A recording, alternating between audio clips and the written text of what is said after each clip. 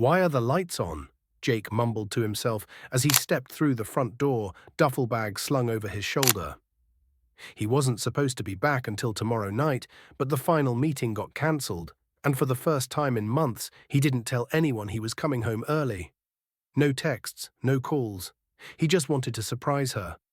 But what he didn't expect was to be the one surprised. He dropped his keys in the bowl by the door and listened.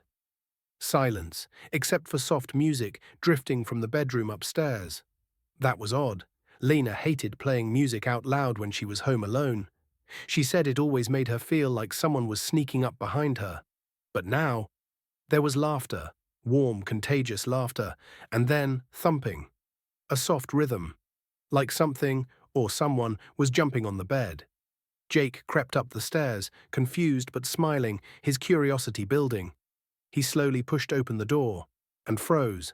There, bathed in golden morning light from the big window, was Lena lying face down on the bed, and straddling her back like a goofy, overgrown toddler was Max, their golden retriever. Paws spread out, tongue lolling, tail wagging like he'd just won the lottery. He was kneading his front paws into her shoulders like he was giving her a massage. Lena was laughing so hard she could barely breathe. Jake leaned on the doorframe, stunned. "What? What is happening here?" he asked, half laughing himself. Lena looked up, wide-eyed, then burst into even louder laughter. "Jake, you're home early," she squealed, rolling to her side as Max leapt off and bounded toward him with joyful barks. The dog threw himself into Jake's arms like a kid at a homecoming parade. Jake was still trying to process. "Were you seriously getting a massage from the dog?" Lena wiped her eyes, cheeks flushed from laughing. "I didn't train him. I swear. I was laying here scrolling my phone and said out loud, 'Man, I need a massage.' Max jumped up, stood over me like a professional, and just started pressing. He's done it every morning since." Max barked proudly, then jumped back on the bed, tapping his paw on a nearby pillow like he was ready to book another client. Jake sat on the edge of the bed, staring at the dog in awe. "You're telling me that while I was away for work meetings, our dog launched a side hustle as a chiropractor?" Lena giggled. "Only for regulars." They spent the next hour laughing, taking pictures, and filming Max's sessions.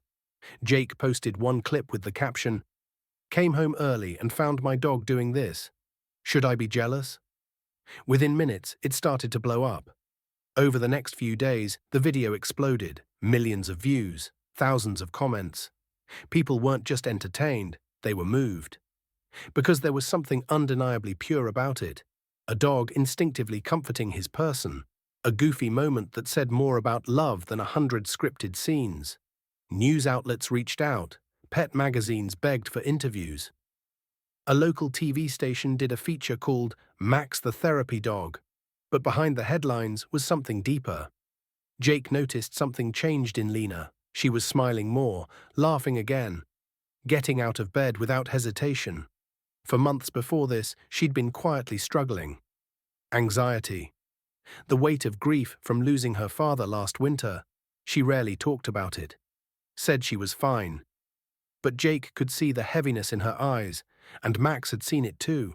Every morning, while Jake was gone, Max had been watching her closely, laying beside her when she cried, following her from room to room. And then, when words didn't help, he used his paws. Jake sat with Max one night in the backyard, the golden retriever stretched out beside him in the grass. "You knew," he whispered. "You knew before I did." Max looked up, tongue out, like he didn't need credit. He just needed her to be okay. That weekend, they decided to train Max officially as a therapy dog. They reached out to a local veterans hospital to volunteer. Jake's dad, a veteran himself, said, "That dog's doing more good than most humans." And every morning since, Max still gives Lena her massage. She doesn't ask. He just knows.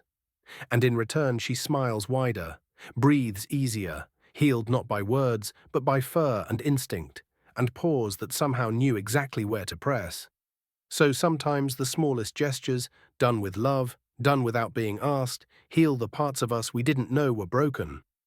True loyalty doesn't need commands.